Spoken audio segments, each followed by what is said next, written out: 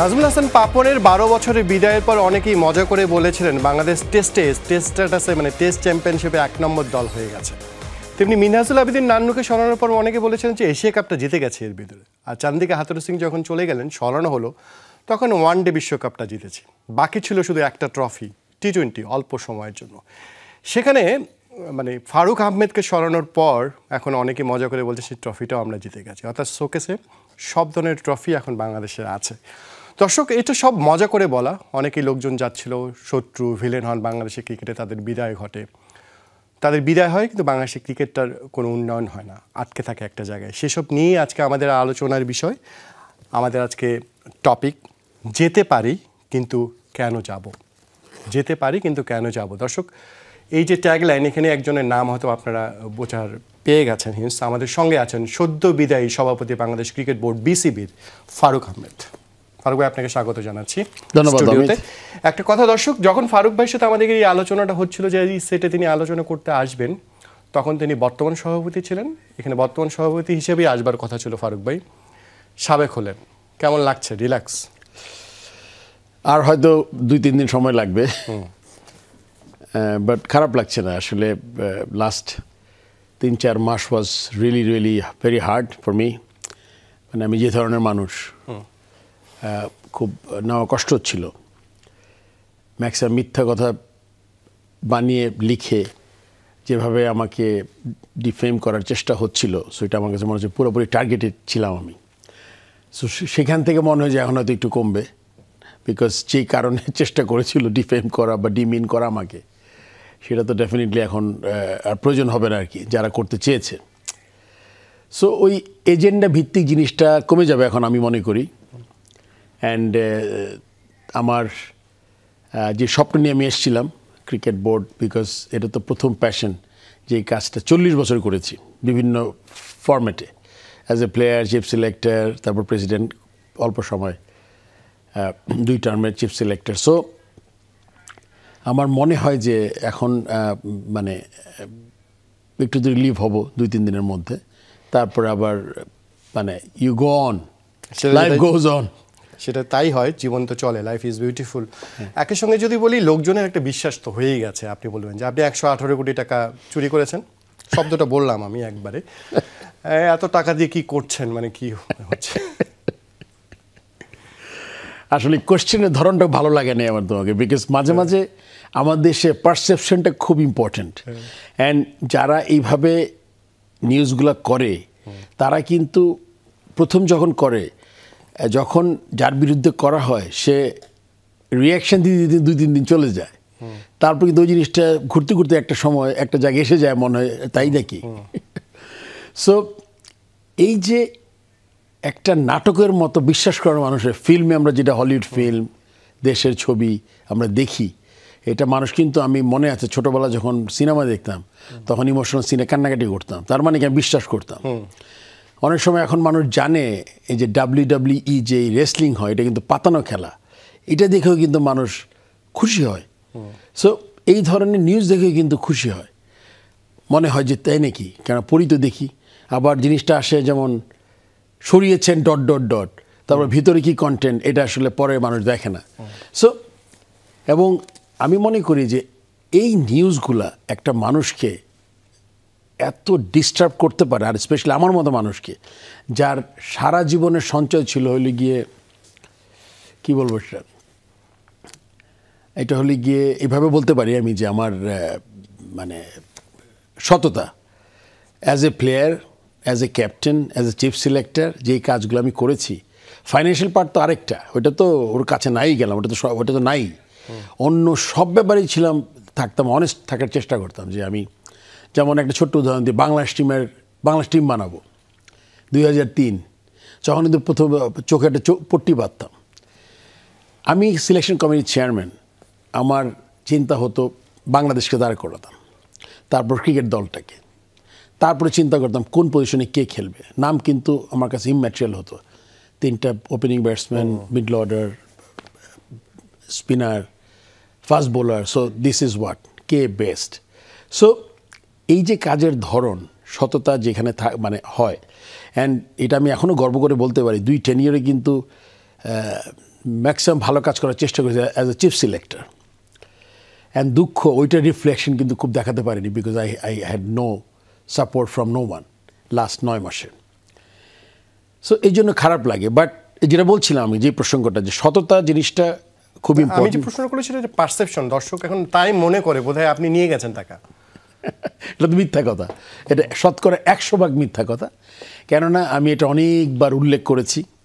আমি এটা আপনি জানেন যে কিভাবে হয়েছে, প্রত্যেকটা ডেট, কোন ব্যাংক থেকে কোন ব্যাংক, কি ইন্টারেস্ট রেট ছিল, কি ইন্টারেস্ট রেটে গেছে। আসলে তো প্রথমে তো আমি ইন্টারেস্ট রেট দেখিনি, প্রথমে চিন্তা করেছি বাংলাদেশের সেই আপরাইজিং পর 5ই আগস্টের পরে আপনার 7, 8, 10টা পুরোনো ব্যাংক খালি হয়ে গেছে, এবং আমার ডিরেক্টরও এসে বলতো, যারা আমার সাথে কাজ করতেন এখন যারা আছেন, তারা বিশেষ করে ইফতেখার মিঠু, আমার মনে আছে যে সে ক্যামেল রেটিং, বাংলাদেশ ব্যাংক, এই ব্যাংকে টাকা নাই, এই ব্যাংকে টাকা আছে, এগুলো নিয়ে দৌড়ে এসছে আমার কাছে। তার আগে কিন্তু আমার মাথা চিন্তা শুরু হয়ে গেছে, আমি ভালো কাজগুলো কী করতে হবে, প্রথম আমার টাকাটা সেভ করতে হবে, প্রথম চিন্তা ছিল।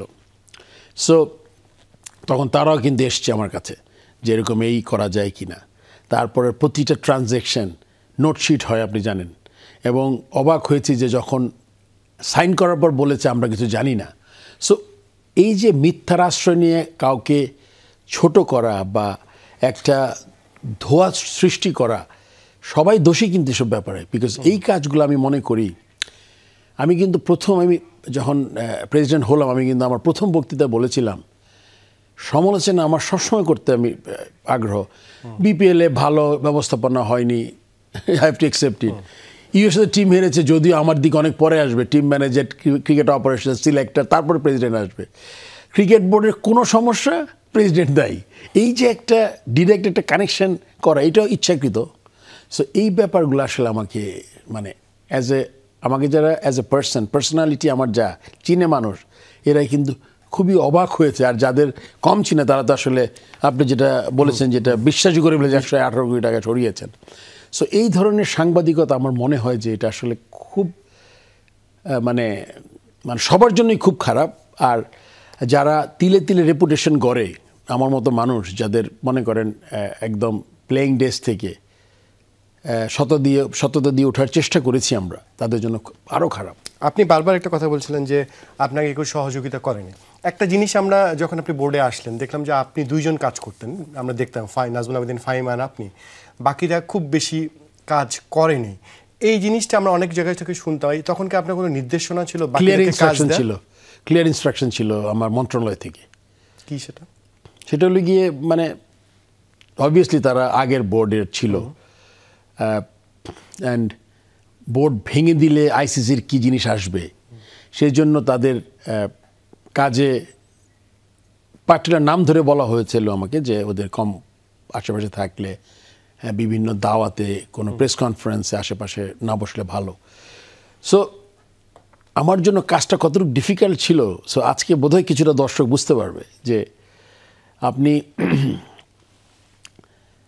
বলছেন যে আপনার 10 জন আছে, আপনি আবার 8 জনকে কাজও দিতে পারছি না, কমিটিও করতে পারছি না। এখন কাকে কমিটি দিলে কি হবে না হবে এটা ভালোভাবে যাবে না। যদিও এখানে কথাটা শোনাচ্ছে যেটা কি তার মানে অ্যাজ এ ক্রিকেট বস আপনি তো ডিসিশন নিতে পারছিলেন না। বাট আমি তখন বলেছি মাত্র একটা আন্দোলন, জুলাই অগস্ট আন্দোলনের পরে নতুন দেশ পেয়েছি আমরা।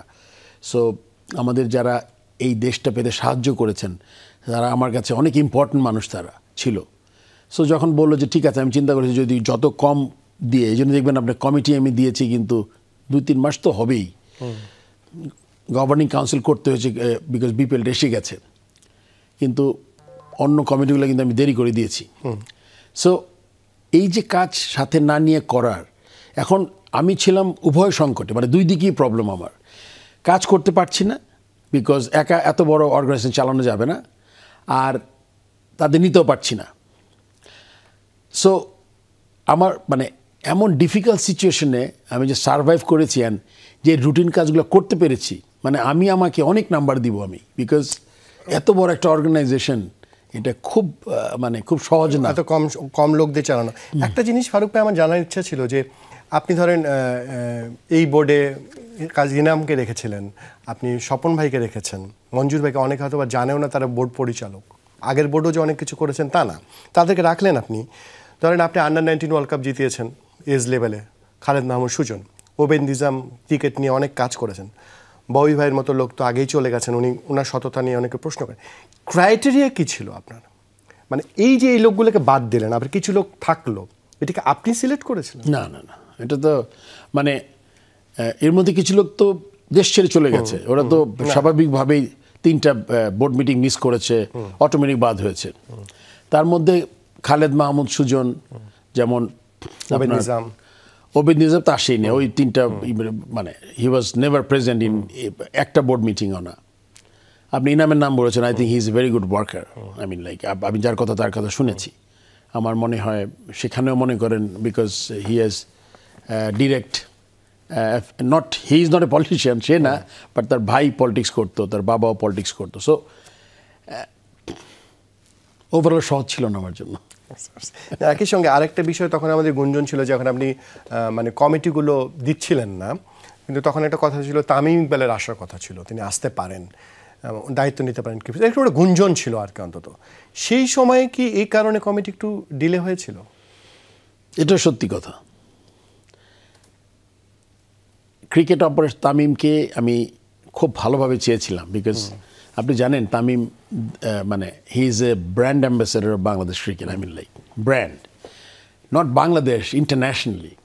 সো তাকে তো কাজে লাগানো একটা খুব মানে ক্রিকেট বোর্ডের জন্য বিরাট, মানে তামিম অ্যাজ অর্গানাইজার কেমন হবে এটা তো কাজ আসলেই বুঝে যেত।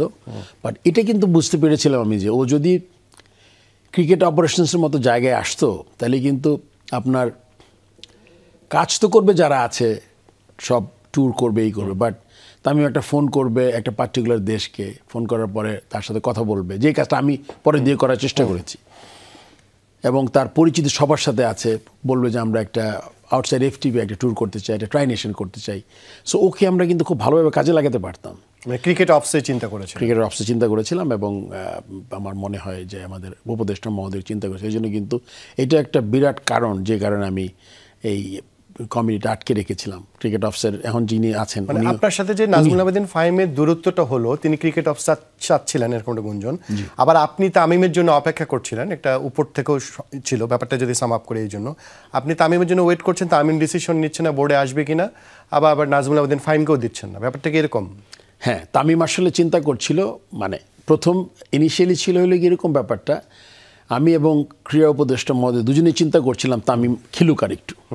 আচ্ছা, যখন একসময় তামিম, মানে এটা তো সময় ক্ষেপণ হলো, মাসখানেক গেল, তখন তামিম যখন বললো যে আমার মনে ইন্টারন্যাশনাল ম্যাচ খেলা হবে না, আর আমি কিন্তু প্রথম বক্তৃতায় বলেছিলাম আমার বোর্ডে কনফ্লিক্ট অফ ইন্টারেস্ট যে জিনিসগুলো হবে, ওই কাজটা যাতে আমরা না করতে পারি। যেমন প্লেয়ার ন্যাশনাল টিমে খেলবে বা টুর্নামেন্ট খেলবে, তারপরে আপনার মানে ডিরেক্টর কোনো কাজ করবে বা ব্যবসা করবে, সো এগুলো আমি প্রথম আমার ইয়েতেই আমি ক্লিয়ার করেছিলাম সবাইকে যে এই জায়গা থেকে আমরা বেরোয় আসতে চাই, যাতে সমালোচনা কম হয়। সো ওইভাবে কেটেছে, তাতে করে দূরত্ব বেড়েছে। এখন যে ক্রিকেট অপারেশনস চেয়ারম্যান, তারপরে এক সময় বুঝতে পারলেন যে তামিম আসবে না, তখন যখন আমি কমিটি দিলাম, অ্যান্ড এর মধ্যে অনেকে আমার কাছ থেকে চেয়ে কমিটি নিয়েছে, বলেছে যে আমাকে এটাতে আমি ভালো, এটা করলে খুব ভালো হয়, এখানে আমাকে দেওয়া যেতে পারে। সো এগুলো চলছিল আর কি, অ্যান্ড অফারও পাচ্ছিলাম, যদি আমি যারা চলে গেছে তাদের সাথে যদি আমি কথা বলি বা মিশে যাই, তাহলে আমার লাইফটা অনেক ইজি হবে। মানে আগের কমিটির যারা ছিলেন, আগের কমিটি যারা ছিলেন, মানে দুবাইতে অনেকের সাথে যারা দেখা করেছেন, মিটিং করেছেন এবং রেগুলার যোগাযোগ করেছেন, করতেন, রেগুলার যোগাযোগ করেন, রেগুলার করতেন, তো তাদের থেকে অফার। ফাহিম সিনেমাকে অনেকবার বলেছে, মানে একাধিকবার 20-30 বার বলেছে একটু কথা বলেন, আমার ফোন দিয়ে ফোন করেন, কথা বলেন। মানে বিসিবি সভাপতি নাজমুল হাসান পাপনের সঙ্গে না, তার যে কাছের লোক ছিল তার সাথে, আইএইচ মল্লিক। জি। তো আমি চিন্তা করছিলাম আমার জন্য বেস্ট অপশন ছিল কিন্তু ওইটাই, তাহলে কিন্তু আর এত কিছু পড়তে হতো না, পুরা হ্যাপি ফ্যামিলি। ফারুক ভাই, দর্শক হয়তো বুঝতে সমস্যা হবে, আগের বোর্ডের নাজমুল হাসান পাপন, আইএইচ মল্লিকটা তো দেশের বাইরে, ওদের সাথে সমঝোতা করলে আপনার লাভটা কোথায়? আর তাদের অনেকগুলো টিম আছে তো যাদের looked after by now board, যারা পরিচালক আছেন, 50টার মতো টিম ছিল আমার মনে, তাদের ডিরেক্ট তত্ত্বাবধানে 20-21টা 22টা টিম হবে। সো আপনি যদি 70টা টিম থাকে তাহলে অলমোস্ট আপনি you are talking about 27-28% teams, তাহলে তো আপনার জন্য খুব ইজি হয়ে যায়। অ্যান্ড তারপরে কালেকশনটাও ইজি হয়ে যায়। অন্য টিমগুলোও তো আপনি মনে করেন আপনি যদি আপনার ব্যাংক থাকে 22-23টা, তারপরে তো আপনার জন্য game is very easy. So যখন আমি এটা করলাম না, তো ওইটার একটা কারণ ছিল, বিকজ আমি জানি এক সময় তো এখানে দুর্নীতি হয়েছে, যেটা আমি প্রথমেই বলেছি, করাপশন হয়েছে, এটা মুখে মুখে আপনাদের টিভি দেখে মানুষের কাছ থেকে শুনে যে আমি জানি এখানে করাপশন হয়েছে। আমি নিজেও জানি যে এই থার্ড ডিভিশন কোয়ালিফাইংয়ে কী হতো, আম্পায়ারিং কীভাবে হতো, কোন টিমকে উঠাবে কোন টিমকে নামাবে, যে কথা শুনবে না সে নামতে বাধ্য হবে, এরকম অনেক টিম আছে। কিন্তু আপনি জানেন, ইউ ক্যান নেম লাইক 10-12-14টা টিম আছে এরকম, 18টা ছিল, 3টা চলে গেছে, 15টা এখন এক্সিস্ট করে যারা ওই একটা করাপ্টেড ওয়েতে, ইলিগ্যাল করাপ্টেড ওয়েতে উপরে উঠেছে, মানে 2টা করে। এটা আপনি জানেন, আপনি যদি এলাবোরেট করতে চান আমি করতে পারি, বাট ইউ নো, দর্শকদের জন্য হয়তো সুবিধা হবে। মানে এক সময় 50-60টা টিম পার্টিসিপেট করতো এক সময়, হয়তো আগের যে বোর্ডের যারা মেইন ডিসিশন মেকার ছিল তারা চিন্তা করলো আমরা কোয়ালিফাইংয়ে যদি আমরা 50,000 বা 70,000-এর যেই রেজিস্ট্রেশন ফিটা বাদ দিয়ে আমি যদি 5 লাখ টাকা করি, এবং আপনার সমবায় এলাকার ওয়েলফেয়ার ওর একটা রেজিস্ট্রেশন নিতে হয়, তারপর কিছু ক্রাইটেরিয়া সেট করে, যেটা নর্মাল যাদের টিমের জন্য ইম্পসিবল। এটা কিন্তু আপনি জানেন এই টিমগুলো ছিল অ্যাবসলিউটলি র ট্যালেন্ট দিয়ে করা হতো। পাড়ার টিম, যারা মনে করেন 1-2টা ভালো প্লেয়ার থাকতো, পাড়ার বড় ভাইরা একটা নেট দিত, একটা ব্যাট দিত, 50,000 টাকা দিত করে কিন্তু খেলতো তারা। সো তাতে করে আপনার একসময় তারা চিন্তা করলো এটা এত ডিফিকাল্ট করে দিব যাতে কেউ না আসে। ওই 2টা করে টিম আসতো, 2টা করে উঠতো। তারপরে কিন্তু তারা যখন চলে যাবে বা চলে গেল সরকার পরিবর্তনের আগে, কিন্তু তারা কি করলো, সবাইকে কাউন্সিলর বানিয়ে গেল আর কি। আগে তো ছিল আপনি জানেন থার্ড ডিভিশনে শুধুমাত্র সুপার লিগ টিমস, সেকেন্ড ডিভিশনে সুপার লিগ টিমস, সবাইকে করলো। মানে ভোটের, আমি যদি বলি দর্শক হিসেবে, ভোটের জিনিসটা তারা তৈরি করেছে, তাদের সাথে তো আপনি সমঝোতা করলেন না, উল্টো দুদক থেকে লোক আসলো, তারা বিপদে পড়লো, ওই টিমগুলো নিয়ে তদন্ত হচ্ছিল, সেই আগের কমিটির লোকদের দুর্নীতি নিয়েও তদন্ত হচ্ছিল, দুদক এসে, সেটাই কি বিপদে ফেললো আপনাকে? সেটা তো একটা অন্যতম কারণ। কেননা আপনি জানেন দুদক কিন্তু আমি আনিনি, এটা সবার জন্য বলে দিচ্ছি আমি। দুদকের কিন্তু আমি যে দুদকের কাগজটা দেখেছিলাম, এটা কিন্তু একটা কমপ্লেন ফাইল হয়েছিল সেপ্টেম্বর না অক্টোবর মাসে 2024-এ। দুদক কিন্তু ঢুকেছে আপনার এপ্রিলের 14 না 15 তারিখে। আমি জিম্বাবুয়েতে আইসিসির মিটিং শেষ করে যেদিন আমি দেশে আসি, ওই দিন রাত্রেবেলা এসেছি, ওই দিন কিন্তু দুপুরে দুদক ঢুকেছে 4-5টা অভিযোগ নিয়ে। এর মধ্যে টিমগুলো ছিল একটা অভিযোগ, মুজিব শতবর্ষের একটা 26 কোটি টাকার একটা ছিল। তারপরে এই জিনিসগুলো নিয়ে দুদক ঢুকেছে। তা আমি এসে জানলাম, তখন মনে করেন আমি একটু অবাক হলাম যে দুদক আসছে। আমি যখন এয়ারপোর্ট আমার পিক করে তখনই বললাম আমি, তারপর তো আমি সিওকে ফোন করে জানলাম যে কেন, অ্যালিগেশনস কি। তারপর আবার এসছে তারা, তারপর অভিযোগ 27টা অভিযোগ নিয়ে। আপনি জানেন এগুলো সবগুলাই কিন্তু ওই গত কমিটির ইনফ্যাক্ট 13-14 বছর ছিল। হ্যাঁ, 3বার এসছে সোফার, আর থার্ড টাইম এসছে ওই টিম। এবং আমার যে ব্যাংক ট্রান্সফার যেটা আপনি বলেন সরিয়েছি, ওইটার ব্যাপারও এসে, ওটাতে আমি যেই প্রত্যেকটা যেটা বললাম একটু আগে, নোটশিট সহ একটা সিইও অথবা আমাদের অ্যাকাউন্টেন্ট সই করেছে, আর একদিকে ফাইম সিনা ওর মাহবানাম সই করেছে। প্রত্যেকটা ট্রানজ্যাকশনের সাথে একটা নোটশিট সাইন্ড পেস্ট ওইভাবে কিন্তু হয়েছে। আপনার মানে এই যে আপনার চলে যাওয়া, আমি এই প্রসঙ্গটাও আসতে চাই যে তার মধ্যে একটা অনাস্থা প্রস্তাব দিয়েছেন 8 জন পরিচালক, যেখানে একটা গুরুত্বপূর্ণ ছিল, আমরা যদি একটু দেখাতে চেষ্টা করি, যে একটা চিঠি দেখানো হয়েছিল যেখানে বলা হয়েছে আপনি কখনো চান্দিকা হাথুরু সিংয়ের অপসারণ নিয়ে কখনো বোর্ডের সঙ্গে কথা বলেননি। মিথ্যা কথা। এই যে কোনোরূপ আলোচনা না করে জাতীয় ক্রিকেট দলের তৎকালীন কোচ চান্দিকা হাথুরু সিংকে অপসারণ করা হয়েছে। আপনি ওই যে নো কনফারেন্স মোশনটা দেখাচ্ছেন, মানে অনাস্থা প্রস্তাব, সেই অনাস্থা প্রস্তাবের এখানে একটা লেখা আছে। কিন্তু ওই দিন আপনার যে বোর্ড সভাটা হয়েছিল, সেই বোর্ড সভার এজেন্ডা, মানে যদি এজেন্ডাটা যদি একটু দেখার চেষ্টা করি, সেই এজেন্ডায় 1 নম্বর এজেন্ডা ছিল যেদিন হাথুরু সিংকে বহিষ্কার করা হলো, তাই তো? ওই দিন তো এটা হয়েছিল। এটা সেই এজেন্ডার 1 নম্বরটাই ছিল হচ্ছে যে চান্দিকা, যে termination of national team head coach. তা আপনার তো বোর্ড সভায় এটা 1 নম্বর এজেন্ডা ছিল, আপনি কথা বলেননি পরিচালকদের সাথে? এটা না হলে তো the board has endorse the termination notice against Chandika আততায়ী, head coach Bangladesh national cricket for misconduct. The board has endorsed, তার মানে কি? বোর্ড তো এন্ডোর্স করেছে, রাইট? বোর্ড জানে আপনি এটা এটা কি আমি একটু ব্রিফলি বলবো আপনার এটা কিভাবে শুরু হলো? না, আমরা বিরতিতে যাব, তার আগে আমরা দর্শকরা বোধহয় জানে ওই ব্যাপারটা। হ্যাঁ, এটা হলে গিয়ে পুরোপুরি সবার সাথে আলোচনা করে এবং সবাই এন্ডোর্স করেছে, সবাই মিলে ডিসিশন নিয়েছি। আসলে এটা যেই প্লেয়ারটার সাথে কনসার্ন প্লেয়ার একটা কিন্তু ইনকোয়ারি কমিটির যে রিপোর্ট আছে, ওই রিপোর্টটা যদি আপনি কখনো দর্শকদের দেখাতে চান, ওই রিপোর্টটা আপনাকে পাঠিয়ে দিতে পারি। পরিষ্কার লেখা আছে, নেইথান লি আমাদের যে ছিল, সে ছিল আই উইটনেস, কলার ধরেছে, একটা থাপ্পড় মেরেছে ঘাড়ের কাছে, এটা শুনেছি আমি। শোনার পরে আমি এটা ওই নেথান লির সাথে ফোনে যোগাযোগ করেছি, তারপর সে বোর্ডে আবার একটা ইমেল পাঠিয়েছে, পাঠানোর পর তারপরে এটা বলা হয়েছে, তারপরে আবার কনসার্ন প্লেয়ারকে ডেকেছি, সে সেম কথা বলেছে। সে লজ্জায় ওই সময় সরাসরি কাউকে বলেনি, কিন্তু একসময় সবার কাছে গেছে জিনিসটা, কিন্তু আই উইটনেস একজনই ছিল এবং সে ওই রিপোর্টে লেখা আছে, কিন্তু ওখানে লেখা ছিল চন্দিকা হাতুরা সিং। জিজ্ঞেস করার পরে সে বলেছে আমি কিছু জানি না, মানে আমার মনে নাই, সরি, এরকম একটা কথা লিখেছে। সো প্লাস মিসকন্ডাক্ট তো চাকরির মিসকন্ডাক্ট ছিল, আপনি জানেন। সেই জন্য আপনি আপনার বিষয়টা হচ্ছে তারা বোর্ড মিটিংয়ে আপনারা আলোচনা করেছেন, তারপরে কাজটা হয়েছে, কারেক্ট, না জানার তো কারণ নেই। কিন্তু এই যে আমার আপনার যে অনাস্থা যে চিঠিটা আছে, সেই চিঠিটা আমরা আসলে বিরতিতে যাব, তার আগে যে অনাস্থা প্রস্তাবটা দেওয়া হয়েছে 28 তারিখের একটা ডেট আছে। আপনার 8 জন পরিচালক আপনার বিরুদ্ধে অনাস্থা জানিয়েছে। 28 তারিখের একটা ডেটে ক্রীড়া উপদেষ্টা বরাবর একটা চিঠি দিয়েছেন বাংলাদেশ ক্রিকেট বোর্ড সভাপতি ফারুক আহমেদের বিরুদ্ধে অনাস্থা জ্ঞাপন। 8 জন পরিচালক সেখানে সিগনেচার করেছেন। আমরা এই অডিওটা শোনার পর দর্শক, এই 8 জন পরিচালকের মধ্যে একজন আছেন, তিনি হচ্ছেন মঞ্জুর আলম, চট্টগ্রাম থেকে তিনি এসেছিলেন।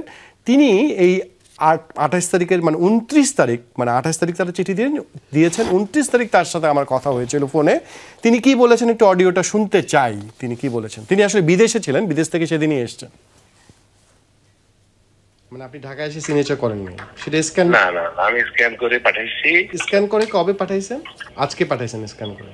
হ্যাঁ, ইটস ট্রু। যেটা মানে এটা এমন না যে কালকে পাঠাইছি, আমি ছিল 28 তারিখ হচ্ছে ডেট দেয়া। এটা দেখছেন কি, মানে আপনাদেরকে একটু মানে একটা চিঠি যেহেতু একটা মন্ত্রীর কাছে যাচ্ছে, 28 তারিখ ডেট দিয়েছে গতকাল, কিন্তু আজকে প্রকাশ হয়েছে।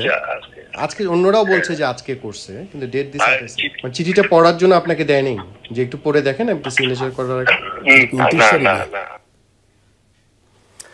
দর্শক যেটা শুনছিলেন, 29 তারিখের চিঠিটা প্রকাশ পেয়েছে, 29 তারিখ আমরা জানি, কিন্তু ডেট দেয়া চিঠির মধ্যে 28 তারিখ। এবং মঞ্জুর আলম বলছেন তিনি সিগনেচারটা করেছেন 29 তারিখ, কিন্তু চিঠি ইস্যু করেছে 28 তারিখ ডেটে। তাতে মানে একদিন পরে সিগনেচার কিভাবে হয় সেখানে। এবং তিনি বলছেন যে পুরো চিঠিটা তিনি একবারও পড়েননি, হোয়াটসঅ্যাপে একটা সিগনেচার করে পাঠিয়েছেন। এই হচ্ছে, আমরা এটা নিয়ে আলোচনা করবো দর্শক। তার আগে ছোট্ট একটা বিরতি নিচ্ছে। স্যারের স্পোর্টসে ফারুক আহমেদ আমাদের সঙ্গে আছেন। যেতে পারি কিন্তু কেন যাব, ফারুক আহমেদের কে নিয়ে আজকে আমাদের শো করছিলাম, প্রশ্ন করছি অনেক কিছু। যাওয়ার আগে আমরা কথা বলছিলাম যে তার বিরুদ্ধে যে অনাস্থা চিঠিটা ছিল, সেখানকার একজন পরিচালক মঞ্জুর আলম বলছিলেন তিনি আসলে 29 তারিখ সিগনেচার করেছেন, কিন্তু চিঠিটা দেওয়া হয়েছে 28 তারিখ। এবং যে চিঠিটা অনাস্থা প্রস্তাব দেওয়া হয়েছে তিনি সেটা একবারও পড়েননি, তাকে পাঠানো হয়নি, না পড়েই তিনি হোয়াটসঅ্যাপে সিগনেচার করে পাঠিয়েছেন। এই হচ্ছে বাস্তবতা ফারুক ভাই, আপনার যেটা হচ্ছে এটা দেখাচ্ছে। কিন্তু প্রশ্ন এটা না ফারুক ভাই, এই 8 জন পরিচালক আপনি কাজ করেছেন, এই মঞ্জুর বলেন, স্বপন ভাই বলেন, সবাই তো আপনার আশপাশে ছিলেন, কেউ আপনার পাশে থাকলো না শেষ পর্যন্ত, কেন? এইটা তো তারা অ্যান্সার করতে পারবে বেটার। আমার মনে হয় যেহেতু তারা একসাথে কাজ করেছে আগের বোর্ডের সাথে, তো এটা তো অ্যালায়েন্স একটা তো তাদের আছে, তারা এটা হয়তো চিন্তা করে যে আমরা সবসময় একসাথে থাকবো।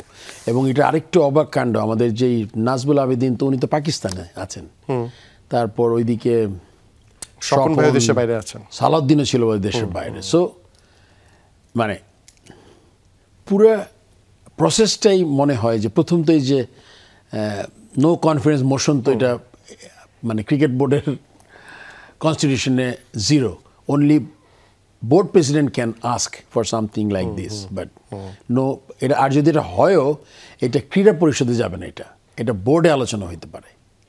অ্যান্ড সবটা একটা নোটিস পিরিয়ড থাকতে হবে, মানে আপনি যে কোনো একটা শো যে আমাকে মানে এটা যে এনেছেন, আর এইটা তো আমি দেখে আমার মনে হয়েছে এটা পুরাটাই ওনারা যেসব কাজ করেছেন গত 12-13 বছর, এগুলো জাস্ট নামটা বদলে দিয়ে আমার নাম দেওয়া হয়েছে, যে মানে আমি এই কাজ করেছি, আসলে আমি না। আম্পায়ারিং খারাপ, মাঠ এই সেই যা যা অ্যালিগেশনস আসছে, এটা কিন্তু ওনাদের জিনিস, যেটা আমার নামটা বসিয়ে দেওয়া হয়েছে। আজকে ক্রীড়া উপদেষ্টা আসিফ মাহমুদ সজীব ভুঁইয়া কথা বলেছেন এবং তিনি সেই জায়গায় বলছেন যে তিনি রাজনীতি মুক্ত রাখতে চান ক্রীড়াঙ্গনটা, এরকম অনেকদিন ধরেই বলছিলেন। এবং তিনি বলেছেন যে বিসিবির তিনি আসলে স্পোর্টসের লোক নন, 10 জনের সাথে কথা বলে তিনি আসলে আপনার নামটা চয়েস করেছিলেন। সেই জায়গাটা তিনি আসলে তুলনা করেছেন বাফুফের সাথে। বাফুফের সফল এবং ওখানকার লোকজন অনেক ভালোভাবে কাজ করছে প্রমাণ করে। সেই জায়গাটায় তিনি বলেননি আপনাকে দুর্নীতির কোনো কারণে আপনাকে অপারেশন করেছেন, তিনি বলেছেন আসলে পারফরমেন্স বেসিস, মানে আপনি যেই জন্য আপনাকে আনা হয়েছিল সেই জন্য আনা হয়নি, মানে সফল হয়নি।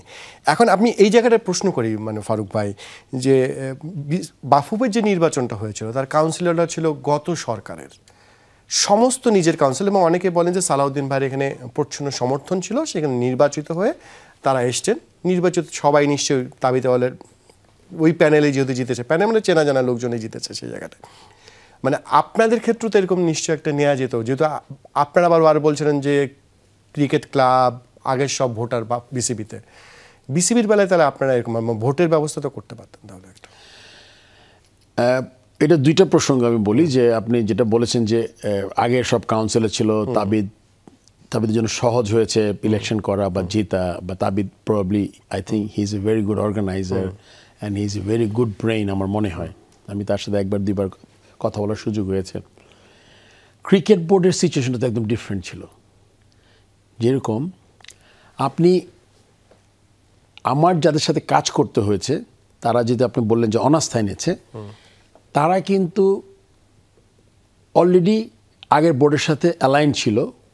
আর আমার সাথে বোধ হয় এই উপদেষ্টা মহোদয়কে একটু ধন্যবাদ দিয়ে আগে আসলে প্রশ্নটা ভুলে গেছি, যে উনি যে অ্যাটলিস্ট উনি বলেছেন যে দুর্নীতির কোনো কারণ নাই, যেটা অ্যাটলিস্ট একটা ক্লিন চিট পেয়েছে আমার উপদেষ্টার কাছ থেকে, যে দুর্নীতি না, আসলে অন্য অপব্যবস্থাপনা, প্রবাবলি যে কাজটা উনি যেভাবে চেয়েছিলেন করতে পারিনি, আর মনে করেন যেভাবে গ্রাফটা উপরে ওঠার কথা ছিল হয়নি। আমার সমস্যাটা কিন্তু একদম প্রথমে আপনাকে বলেছি যে আমি কাজ করার ক্ষেত্রে আমার কাছে এখন মনে হয় প্রতিটা পদে পদে তারা আশা করেছে যে আমি বিপদে পড়ি। আমার যে অন্য যে 8-9 জন ডিরেক্টর, 8-9 জন ডিরেক্টর আমার সাথে আছেন, তারা চিন্তা করেছে আমি যদি বিপদে পড়লে ভালো হয়, যেটা আমি প্রথম অনুধাবন করতে পারলাম আপনার বিপিএলের সময়। ওরা বলে আমি ডাকি না, আপনি ক্রিকেট বোর্ডের ডিরেক্টর অ্যান্ড আপনি মেম্বার সেক্রেটারি, আপনি মেম্বার, এটা তো আমার ব্যক্তিগত কোনো ব্যাপার নাই। আমি যেরকম কাজ করতে আসছি, আমারও তো অনারারি পোস্ট, আপনার অনারারি পোস্ট। এর মধ্যে একজন ডিরেক্টর তো আমার মনে হয় হাফ অফ দ্য টাইম দেশের বাইরে ছিলেন, আর কেউ আসতেন না। আর যারা হেল্প করছিল আমাকে, তাদের বলছিল এত হেল্প করার দরকারটা কি। সো ওই দিন আমি রিয়েলাইজ করেছিলাম যে এরা চায়, যেমন যখন প্রচুর নেগেটিভ, আপনি অনেক পজিটিভের মধ্যে প্রচুর নেগেটিভ নিউজ হচ্ছিল ক্রিকেট মানে এই বিপিএলকে নিয়ে, তখন কিন্তু তারা আমার মনে হয় যে একটা মানে কী বলবো আনন্দের ঢেকুর তুলছিলেন যে ভালো, এই খুব বাজে অবস্থায় পড়েছে প্রেসিডেন্ট। সো এটা সবসময় কিন্তু আমার মনে হয়েছে যে মানে তখন থেকে ডিসেম্বর জানুয়ারি থেকেই আমি বুঝে গেছি যে এইটা পুরো যুদ্ধটা ছিল আমার একা আগে এগিয়ে যেতে হবে, আর এরা সব আমাকে অসহযোগিতা করবে। প্রথম দিকে যতটুকু ক্রীড়া মন্ত্রণালয় ভয় করেছে, তারপর কিন্তু আস্তে আস্তে স্বরূপে তারা প্রকাশ পেয়েছে যে না। আর যখন আমি কমিটিগুলো করে দিলাম, তখন তার আসলে মনে করেন সব ক্ষমতা তাদের হাতে। আপনি লজিস্টিক্সের বাজেট 30 কোটি টাকা, গেম ডেভেলপমেন্টের বাজেট 20 কোটি টাকা, ফাইন্যান্সের বাজেট নাই, ফাইন্যান্স সব কিছু করে, এটা একটা ডিরেক্টরের ফাইম সিনার হাতে। মাহবানামকে আপনি টেন্ডার অ্যান্ড পারচেজ, তারপরে গ্রাউন্ডস উনি আগেই ছিলেন, তারপর উনি পেয়েছে HP, ইফতেখার মিঠুকে দিয়েছি আপনার আম্পায়ার্স কমিটি ছিলেন, তার সাথে মিডিয়ায় পেয়েছেন। সো বেসিক্যালি আপনার 8-9টা কমিটি। আমি আসলে এনামকে আরও বেশি কমিটি দিতে চেয়েছিলাম, বিকজ এনামকে আমার মনে হচ্ছে খুব ভালো কাজে, সে খুব ভালো। Salauddin is a good worker, he can really understand খুব ভালোভাবে চালিয়েছে। আপনি জানেন এবার আনইন্টারাপ্টেড প্রত্যেকটা টুর্নামেন্ট খুব সুন্দরভাবে শেষ হয়েছে। পুরা মানে আমরা ক্রিকেট সিজন একদিনের পিছনে যায়নি।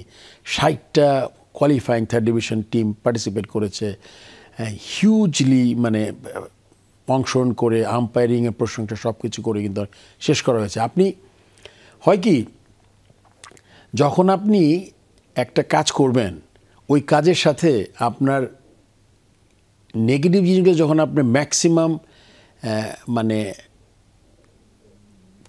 সবাই মিলে যখন নেগেটিভ জিনিসটাকে আপনি পুশ করবেন, সো দ্যাট, কারণ আপনি দেখেন কোথাও টিমের পারফরমেন্স খারাপ হয়েছে, আপনি কিন্তু আমি দেখিনি team operations chairman, selection committee, team management, কোচের কাছে যায়নি।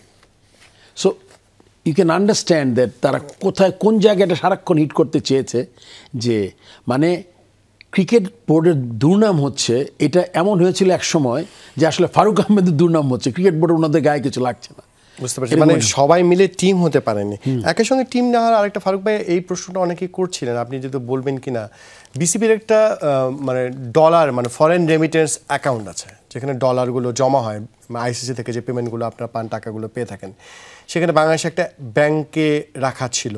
সেখান থেকে বিসিবির বেনিফিট কি ছিল? Zero benefit. এটা আমি এসে ডিটেক্ট করেছি। কিন্তু কত টাকা? টাকার অঙ্কটা বললে আসলে এটা কি আমি জানি না, বাট ইটস, আপনি জানেন যে আমরা বছরে 22 মিলিয়নের মতো পাই। সো 40 মিলিয়নের মতো হয়তো আছে এখন, মানে 350-400 কোটি টাকার মতো। হ্যাঁ, এটা আমি 400 কোটি টাকা একটা ব্যাংকে আছে, আমরা কোনো বেনিফিট 1 টাকাও পাই না। টাকাও নাই। আমি যখন ঢুকলাম জাস্ট 2 সপ্তাহ পরে বললাম এই ব্যাংকটাকে খবর দাও। তারা এসে দেখা করলো আমার সাথে 6 জন, তার মধ্যে 3 জন 4 জন এমডি, ওদের এমডি অনেকগুলো থাকে। এসে আমি তাদের কোয়েশ্চেন করলাম। It was a very hard discussion that আপনারা কবে আমাকে লাস্ট করেছেন, স্পন্সর করেছেন বলতে পারছে না। আমাদের তখন মিউজিক ফেস্ট হবে, যেটা আপনি জানেন যে তারুণ্য উৎসব করেছি আমরা। ওই মিউজিক ফেস্টে আমি বলেছি আপনি স্পন্সর করেন, স্পন্সর তাড়াতাড়ি করা সম্ভব না। আমি বললাম $40 মিলিয়ন আপনি কবে স্পন্সর আমাদের লাস্ট করেছেন জানেন না, 1 টাকা বেনিফিট দেন না, এই টাকাটা তো আমি তুলে ফেলবো। তুলে আমি কি করব? আমি যেখানে সব তুলব না, হয়তো 50 বা 70% আমি ফিক্সড ডিপোজিট করব। আমি বলছি আপনার কাছ থেকে আমি 6 থেকে 7% চাই, এত টাকা দিতে পারবো না। সে আমাকে বুদ্ধি দিল যে এটা না তুলে আপনি তো খুব ভালো ইন্টারেস্ট রেট পাচ্ছেন, দেখলাম 11.5-12 পর্যন্ত পান আপনি, আপনাকে আমি টাকাটা আপনাকে আমি এর এগেনস্টে কিছু টাকা লোন দেই, মনে করেন 20 মিলিয়নের টাকাটা দেই আপনাকে, 7% ইন্টারেস্টে আপনি আরও 5%। এই সিম্পল ম্যাথসটা তো আমি জানি, কিন্তু আমি ফরেন কারেন্সিতে চাই। তারপরে আমাদের বোর্ড মিটিং আলোচনা করে আমি এটা পাশ করা আছে, আপনি একটা ব্যাংকে আমি বলেছি যে 20 মিলিয়ন ফিক্সড ডিপোজিট করি, 7%-এ মানে ডলারে আপনি পাবেন, ডলারে পাবো আমি, ফরেন কারেন্সিতে 7%। তো আমার তো ওই টাকাটা তো আমার ভেঙে ভেঙে আমার ক্রিকেট বোর্ডের উন্নয়নের কাজ করতে হয়, আপনি জানেন। কিন্তু আবার কিন্তু এই 10 মিলিয়ন ঢুকে গেছে, 10.5 ঢুকেছে। So it's like around 46-47। So এই একটা টাকা আপনি পায়নি। এখন আমার বিশ্বাস করতে খুব কষ্ট হয় এখান থেকে কেউ কোনো বেনিফিট নেয়নি, এটা আমি জানি না। অ্যান্ড কারো এই পরিচালকদের মধ্যে কারো মাথায় একবার আসলো না যে এই টাকাগুলো পড়ে আছে মানে এইরকমভাবে, যেখানে একটা হিউজ অ্যামাউন্ট, আমরা 400 কোটি টাকা, আপনি তো চিন্তা করেন 400 কোটি টাকা, আমরা মিনিমাম 40 কোটি টাকা বছরে, মানে 1 টাকা কোনো সুদ দেয়নি, কোনো 1 টাকাও না। এটা কারেন্ট ডলার রাখা আছে, ডলার রাখা আছে। তারা এই ডলারটা ইউজ করে ব্যবসা করে, পয়সা কামায়। সো এখন এই যে জিনিসগুলো, তার সাথে একটা কথা ভুলে যাই আমি, কি মানে ক্রিকেটের জন্য কী করার চেষ্টা করেছি আমি, এই যে আপনার দুর্নীতির ব্যাপারে কি কোনো কথা বলতে পারবে না। রিয়েল ইম্প্যাক্ট যে কাজটা করেছে এই বিপিএলে, আমি তাদের বলেছি তোমার কন্ট্রাক্ট কি আছে, এত আছে, আমি ডিসকাউন্ট চাই। $1,20,000 আমি ওদের কাছ থেকে নিয়ে ক্রিকেট বোর্ডে দিয়েছি, তার সাথে আপনি 35% ট্যাক্স যোগ করেন, 2,10,00,000 টাকা সেভ করেছি। কন্ট্রাক্টে ছিল ওদের যে অ্যামাউন্টটা, ওই অ্যামাউন্ট থেকে আমি অলমোস্ট জোর করে আমি ডিসকাউন্ট নিয়েছি। আমি বলেছি যে ক্রিকেট বোর্ডের ইনকাম এটা। সো সব দিকে চেষ্টা করেছি আমি, কিন্তু আসছে কিন্তু দুর্নীতিতে জড়িয়ে গেছি আমি। এছাড়া অনেকে এক প্রশ্ন করছিলেন দর্শকরা, যে আপনি কি কোনো চাঁদাবাজির শিকার হতে হয়েছিল কিনা বিসিবিতে? অনেক জায়গা থেকে টাকা পয়সা চায় লোকজন অনেক সময়, বা কোনো রকম এরকম? না, আমার কাছে কেউ চাদর চাইতে আসে নাই বা নাই। ওকে, ঠিক আছে, অনেকে এই বিষয়টি। আমরা আসলে আরেকটা ছোট বিরতি নিচ্ছি, এরপর আসলে একটু ক্রিকেট নিয়েও জিজ্ঞেস করবো। বুলবুল, আমিনুল ইসলাম বুলবুল এসছেন, আপনারই ক্যাপ্টেন, আমাদেরই ক্যাপ্টেন, এক্স ক্যাপ্টেন আপনার মতোই। আপনি তাকে কোনো পরামর্শ দিতে চান কিনা ক্রিকেটের ডেভেলপমেন্টে? কোথায় সমস্যাটা? বাংলাদেশ টিম তো হেরেই যাচ্ছে, সেটা নিয়ে একটু কথা বলবো। দর্শক, চলে যাব, কিন্তু কেন যাব সেটা নিয়ে উত্তর জানার চেষ্টা করছিলাম আসলে। ফারুক আহমেদ আমাদের সঙ্গে আছেন, নিশ্চয়ই ছোট একটা বিরতির পর আবারও ফিরছি। ফারুক ভাই, পুরো বিষয়টাতে আপনি বোঝার চেষ্টা করছেন, আসলে সবাই জানার চেষ্টা করছে। একই সঙ্গে আজকে আমাদের ক্রীড়া উপদেষ্টা বলেছেন যে আইসিসি সাধুবাদ জানিয়েছে আপনার এই চলে যাওয়াটা, এবং আমরা একটা কথা শুনি, আইসিসি তো নিশ্চয়ই এককভাবে নিরপেক্ষভাবেই পর্যবেক্ষণ করে কাজটা। আসলে আইসিসির সাথে কোনো যোগাযোগ হয়েছিল আপনার? এটা আসলে আইসিসির প্রোটোকল। ফিফা আমি যতদূর জানি, ফিফা অ্যান্ড আইসিসি তো এখন তো ইটস এ গ্লোবাল ভিলেজ। আমি যা হয় সবাই দেশে সবাই জানি আমরা। এখন আইসিসিটা বোঝা যাবে আইসিসি কীভাবে নিয়েছে এটা, কেন এটা তো এনএসসি যদি হয়, এটা তো ওদের কথা আছে government interference, I mean like elected বডিতে। আর আমি মনে করি এনএসসির মাধ্যমে হলে, আমাকে যদি এনএসসির পরিচালক হিসাবে আসার পরে কিন্তু আমি তো ইলেক্টেড ছিলাম ক্রিকেট বোর্ডের ডিরেক্টর দিয়ে, তার মানে তারা যদি ইলেক্টেড হয় তাহলে আমিও ইলেক্টেড, আমি ইলেক্টেড বডি। সো ওইটা আসলে আইসিসি কীভাবে নেবে, এটা আইসিসির প্রোটোকল অনুযায়ী ওরা বলতে পারবে, আমি ঠিক বলতে পারছি না। আর আমার এই ব্যাপারে মানে নিজে অ্যাপ্লিকেশন করে মানে কোনো ব্যান্ড আনা এরকম কোনো চিন্তা নাই। অ্যাপ্লিকেশন দেয়া বা না দেওয়ার ওখানে প্রশ্ন আসে না, আমি ইন্ডিপেন্ডেন্ট ভাবে ওরা আমার মনে হয়। আর আমি ওইটা যদি ব্যান্ড আসে, সেটা আমার জন্য খুব একটা সুখবর কিছু হবে না জিনিসটা। মানে I want Bangladesh cricket to go forward, but যদি আমার প্রতি কোনো মানে যেভাবে অপসারিত হয়েছি, এই প্রসেসটাই আমার খুব মনে হয়েছে আমার কাছে পছন্দ, মানে কি ঠিক হয়নি আর কি।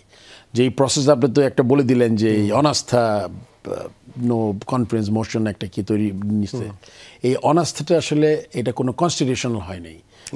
এটা তো পরিষ্কার একদম। তার মানে কি আপনি সুযোগ থাকলে এনএসসির কোটা যে আশা দুইজন পরে এটা উঠাই দিতেন? আমার মনে হয় এটা তো আসলে মানে বাফুফেতে নেই, বাফুতে নেই, এটা উঠে দেওয়া উচিত আমার মনে হয়। কেন তাহলে যখন তখন আপনার এই ইন্টারফারেন্সটা হওয়ার সম্ভাবনা খুব বেশি। মানে there has to be some অন্য ধরনের কোনো কিছু থাকা দরকার, যেটাতে আপনি এরকম মানে এরকম সিচুয়েশন। আমি আসলে এখনও খুব শিওর না যে আমি যদি পুরো আমার 9 মাসের টেনিয়র চিন্তা করি, মানে আমি খুব কনভিন্স না যে আমি যেই অ্যালিগেশনগুলো মানে লাইক অব্যবস্থাপনা, উন্নতি গ্রাফ, এটা তো আসলে ট্যাবলেটের মতো না, আপনি আজকে খাবেন কালকে থেকে উন্নতি করা শুরু করবেন। দিস ইজ সামথিং দ্যাট আপনার একটু সময় দিতে হবে উইথ এ গুড টিম। আমার তো টিমটা তো খুব উইক টিম, মানে খুব ক্লিয়ার। আমরা আসলে সময় খুব কম, সেই জন্য প্রশ্ন করছি আরো বেশি সেটা জায়গাটায় যে আপনি পরে ইলেকশন করবেন কিনা। এটা আসলে এই মুহূর্তে it's too early to really think, but আমি আগে একবার ইচ্ছা পোষণ করেছিলাম, তখন মনে করেছিলাম যে ডেফিনেটলি আমি যদি এসে থাকি তাহলে উপদেষ্টা মহোদয় প্রবাবলি চিন্তা করবেন যে, এবং আমাকে একটা কথাও বলা হয়েছিল যে আপনি করতে পারেন বা করেন বা অসুবিধা নাই। এই মুহূর্তে তো আসলে তখন আমি চিন্তা করেছি যে 7-8 মাস 9 মাস এত অসহযোগিতার মাধ্যমে কাজ তো আমি কিছু করতে পারিনি। আর আমার কাজ তো আসলে করাপশন ধরা না বা এই মিডিয়া লেখছে এটা বন্ধ করা না। আমার কাজ হলো ক্রিকেট ডেভেলপমেন্ট, যেটা আমি অল্প সময়ের মধ্যে আপনাকে বলেছি যে অনেক মাঠের অ্যাকোয়ার করার চেষ্টা করেছি, গ্রাউন্ডসের আম্পায়ার্স এদের বেতনের ব্যাপারে কথা বলেছি, কিছু এমপ্লয়ি অনেকদিন প্রমোশন হচ্ছে না, আরও এমপ্লয়িদের কাজ চলছিল, যদিও এছাড়া অনেক দেরি করেছে, বাট আমি চাচ্ছিলাম যে আমাদের যে একটা চাকরিবিধি আচরণবিধি করে সেটা সিস্টেমের মধ্যে আনিয়ে আসা। আপনি এক্স ক্যাপ্টেন, মানে এক্স সিলেক্টর এবং এক্স বিসিবি প্রেসিডেন্ট, এখন মানে আপনি ক্যাপ্টেন্সিতে যেটা ক্যাপ্টেন্সি চলে গেলে আরেকজন ক্যাপ্টেন আসে, কিন্তু যেটা হচ্ছে যে আপনি দল থেকে মানে ক্যাপ্টেন্সি যায়নি, আপনি দল থেকেও বাধ্য হয়েছে বিসিবির ব্যাপারটা এরকম। কিন্তু যিনি দায়িত্বে আছেন সেও কিন্তু একজন এক্স ক্যাপ্টেন, আপনারই কলিগ, আপনার একসাথে খেলেছেন সেই জায়গাটিতে। আমি ইনফ্যাক্ট ওর আন্ডারেও খেলেছি, ও আমার আন্ডারে খেলেছে, আমি ওর আন্ডারে খেলেছি, মানে তার মানে দুইজনই ক্যাপ্টেন, দুইজন কাছাকাছি টিমের। সেই বুলবুলের জন্য আপনি আমিনুল ইসলাম বুলবুলের জন্য পরামর্শ, যেহেতু আপনি দেখেছেন খুব ক্লোজলি, কি করা উচিত? বাংলাদেশ টিম খারাপ করছে, এখন আপনি এক্স ক্যাপ্টেন, সেই জায়গা থেকে বলেন। আমার মনে হয় কি আমাদের এই যে আমি আশা করবো যে আমি যে সিচুয়েশন দিয়ে গেছি, বুলবুল যাতে এটা ধারে কাছে না আসে, এই জিনিসটা খুব গুরুত্বপূর্ণ। কালকে দেখলাম সবাই খুব উল্লাস করছে, সবাই খুব happy, it look like a happy family গতকাল যে আমি চলে গেছি। আর আমার টার্গেটটা দিয়েছিলাম আমি, বিকজ অনেক কারণে আপনি জানেন যে হয়তো বা করাপশনে কাজ করেছে, এটা আপনি উল্লেখ করেছেন। সো বুলবুলের পরামর্শ থাকবে যে বুলবুল যাতে সহযোগিতাটা পায় ওদের কাছ থেকে, যাতে ও সহযোগিতা পেয়ে কাজগুলো করতে পারে তাইলে আমার মনে হয় কিছু। বাট বুলবুল এন্ড এগেন কতদিনের জন্য থাকবে, আসবে, কাজ করবে, this is not something that আপনি 3 মাস 4 মাসে সব কিছু করে ফেলতে পারবেন। কেননা এই যে ব্লেম গেম, আমি ক্রিকেট অপারেশনসের চেয়ারম্যান এই ফাইম নাজমুল আবেদিনের কথা শুনছিলাম যে এখন ঠিকমতো কাজ করতে পারবো।